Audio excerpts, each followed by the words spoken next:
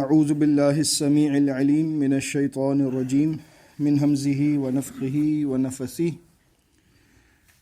والذین یؤمنون بما انزل الیک وما انزل من قبلک وبالآخرۃ هم یوقنون اولئک علی ھدی من ربہم واولئک هم المفلحون۔ سورہ بقرہ کی آیت نمبر 4 کا اختتام ہے اور آیت نمبر 5 کا آغاز کہ متقین کی یہ صفات جاری ہیں کہ غیب پر ایمان لاتے ہیں، نماز قائم کرتے ہیں، جو رزق ہم نے ان کو عطا کیا اس میں سے خرچ کرتے ہیں، ایمان لاتے ہیں اس پر جو اے رسول صلی اللہ علیہ وسلم آپ کی طرف نازل کیا گیا اور اس پر جو آپ سے پہلے نازل کیا گیا۔ یہاں تک ہم بات کر چکے تھے۔ آخری صفت متقین کی یہاں پر جو بتائی جا رہی ہے، 5ویں صفت، وہ ہے وَبِالْآخِرَةِ هُمْ يُوقِنُونَ، اور وہ آخرت پر پختہ یقین رکھتے ہیں۔ پہلے بات ہوئی ایمان کی، پھر بات ہوئی اعمال کی، پھر بات ہوئی ایمان کی، اور اب بات ہو رہی ہے یقین کی۔ فرق ہے دونوں میں۔ ایمان بندے کا ہوتا ہے، لیکن اس کے اندر اس ایمان کے ساتھ اطمینان قلبی اور پختہ یقین کا ہونا، یہ بہت بڑی نعمت ہے اللہ کی۔ اس کی ایک وجہ ہے۔ وجہ یہ ہے کہ ایمان انسان کے اندر جب آتا ہے تو ایمان کے درجات ہوتے ہیں۔ کسی کا ایمان کمزور درجے کا ہے، کسی کا ایمان اس سے بہتر درجے کا ہے، کسی کا ایمان بہت اعلیٰ درجے کا ہے، اور کسی کا ایمان اس حد تک پختہ ہو جاتا ہے کہ پھر وہ ایمان یقین میں تبدیل ہو جاتا ہے۔ مثال کے طور پر اگر کوئی شخص آپ سے کہے کہ یہاں سے کچھ فاصلے پر کہیں پر آگ لگی ہوئی ہے، وہ بندہ سچا ہے، آپ نے اس کی بات کو سنا اور آپ نے مان لیا کہ ہاں یہ بلا وجہ جھوٹ نہیں کہتا، یقیناً کچھ ہوا ہے، کہیں پر آگ لگی ہے۔ پھر آپ آگے چلتے ہیں، تھوڑا سا مزید جاتے ہیں تو آپ کو آگ کا دھواں جو ہے وہ کہیں سے محسوس ہوتا ہے، آپ کو فیل ہوتا ہے، محسوس ہوتا ہے کہ اس کی بات یقیناً سچی ہوگی، کیونکہ اب تو دھواں بھی محسوس ہو رہا ہے۔ لیکن ہو سکتا ہے دھواں کہیں اور سے آ رہا ہو سکتا ہے اس کی بات غلط بھی ہو، تو ابھی تک آپ اس کیفیت میں نہیں پہنچے جس کو یقین کہہ سکتے ہیں۔ لیکن آپ تھوڑا ہی آگے جاتے ہیں تو آپ کو بھڑکتی ہوئی آگ نظر آ رہی ہے۔ اب جو آپ کی کیفیت ہے وہ یقین کی ہے، اب اس کو آپ جھٹلا نہیں سکتے۔ پہلے والی بات کو آپ مان تو رہے تھے، لیکن آپ کے دل میں کہیں ایک تھوڑی سی کیفیت تھی کہ ہو سکتا ہے کہ نہ ہو، لیکن جب آپ نے اس کو آنکھوں سے دیکھا تو اب آپ کو جو کیفیت ملی ہے وہ یقین کی کیفیت ہے۔ اب آپ کسی کو بھی بتا سکتے ہیں کہ یہ چیز ہوئی ہے، میں نے خود دیکھا اسے یقین کہتے ہیں۔ آخرت کے معاملے میں اللہ نے یقین کا لفظ استعمال کیا ہے کہ اگر کسی کو آخرت کا یقین ہو جائے کہ جہنم ہے، جنت ہے، عذاب ہے، راحت ہے، وہ دن آنے والا ہے جب ہم قبروں سے نکالے جائیں گے اور اپنی زندگی کے ایک ایک لمحے کا ہمیں حساب دینا ہوگا۔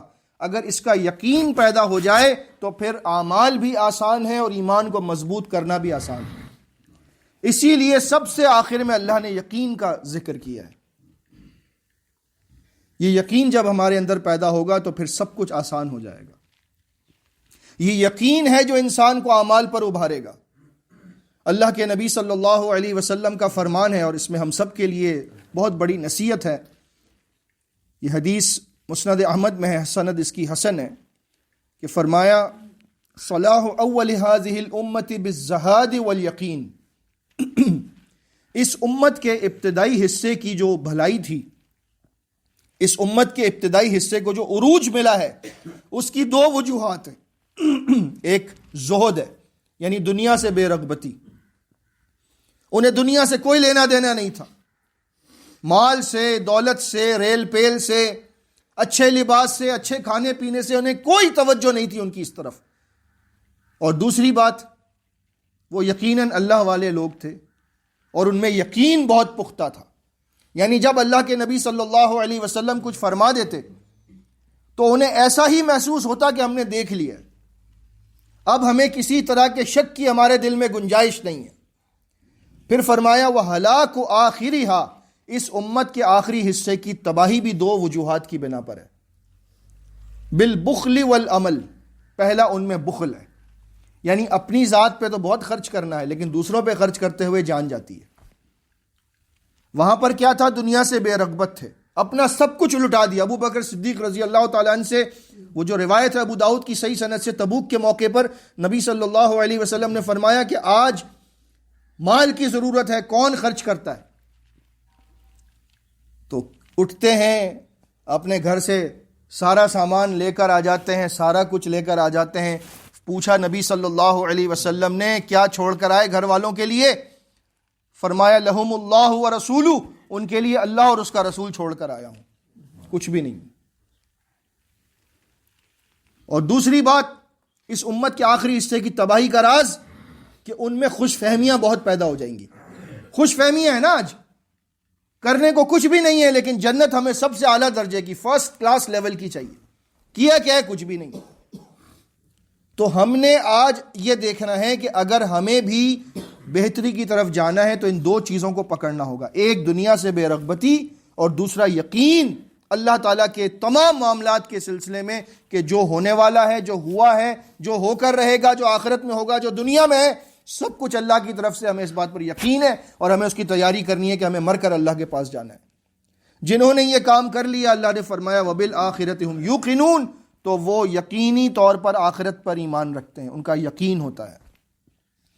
بالکل اسی طرح سے سورہ واقعہ کے آخر میں ہم پڑھتے ہیں جہاں پر اللہ نے 3 طبقات کا ذکر کیا ہے کہ فَأَمَّا إِن كَانَ مِنَ الْمُقَرَّبِينَ، اگر وہ مرنے والا اللہ کے مقرب بندوں میں سے ہوگا، فَالرَّوْحُ وَرَيْحَانُ وَجَنَّةُ نَعِيمٍ، تو اس کے لیے خوشبو ہے، پھول ہیں، جنت کے باغات ہیں، نعمتوں بھری جنتیں. وَأَمَّا إِن كَانَ مِنْ أَصْحَابِ الْيَمِينَ، اور اگر وہ دائیں ہاتھ والوں میں سے ہوگا، ایک تو مقرب بندے ہیں نا جو بہت آگے والے ہیں، بہت آگے ہیں نیکیوں میں، انہیں پیچھے کرنے والی کوئی چیز ہے نہیں دنیا میں، اور ایک وہ ہیں جو نیکیاں تو کرتے ہیں لیکن اس درجے کی نہیں جو مقرب بندے کرتے ہیں، تو وہ ہو گئے سیدھے ہاتھ والے. فَسَلَامٌ لَكَ مِنْ أَصْحَابِ الْيَمِينَ، تو اے سیدھے ہاتھ والوں میں سے تجھ پر سلام ہو. اللہ کے فرشتے اس کو سلام پیش کریں گے. وَأَمَّا إِن كَانَ مِنَ الْمُكَذِّبِينَ الضَّالِّينَ، اور وہ تیسرا طبقہ کہ جو ان لوگوں میں سے ہے جنہوں نے جھٹلایا اور گمراہ ہو گئے. یقین نہیں تھا انہیں اس بات پر کہ یہ سب کچھ ہونے والا ہے، کہ موت کے بعد ہمارے ساتھ کچھ ہوگا. وہ سمجھتے تھے موت آئی ختم، جو کرنا ہے کر لو، 4 دن کی زندگی ہے. جیسے وہ کہتے ہیں انگریز کہ زندگی جو ہے وہ آئس کریم کی طرح ہے، جب تک پگھل نہ جائے اس سے مزے لے لو. تو آج ہمارے ہاں بھی یہی بات آ چکی ہے کہ زندگی 4 دن کی ہے، مزے کر لو. کل کس نے دیکھی ہے؟ ارے کل تم نے نہیں دیکھی، لیکن کل آنے والا ہے دن جس دن تمہیں اس 4 دن کی زندگی کا حساب دینا ہوگا. وَأَمَّا إِن كَانَ مِنَ الْمُكَذِّبِينَ الضَّالِّينَ فَنُزُلٌ مِّنْ حَمِيمٍ، تو پھر تیری مہمان نوازی ہوگی جہنم کے کھولتے ہوئے پانی کے ساتھ. پینے کے لیے تجھے ملے گا لیکن جہنم کا کھولتا ہوا پانی. وَتَصْلِيَةُ جَحِيمٍ، اور جہنم میں تجھے پھینکا جائے گا. إِنَّ هَذَا لَهُوَ حَقُّ الْيَقِينِ، یہ یقینی طور پر حق اور سچ ہے. اللہ رب العزت نے ہمیں بتا دیا کہ یہ یقینی طور پر حق اور سچ ہے، اسی پر ہمیں یقین رکھنا ہے. فَسَبِّحْ بِاسْمِ رَبِّكَ الْعَظِيمِ، تو اپنے بلند و بالا رب کی عظمت کے ساتھ تسبیح پڑھتے رہو.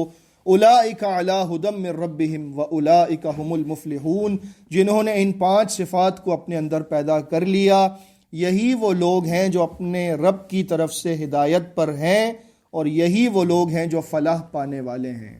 اس آیت پر ہم انشاءاللہ کل بات کریں گے. اللہ ہمیں فلاح پانے والوں میں سے کر دے. آمین. استغفر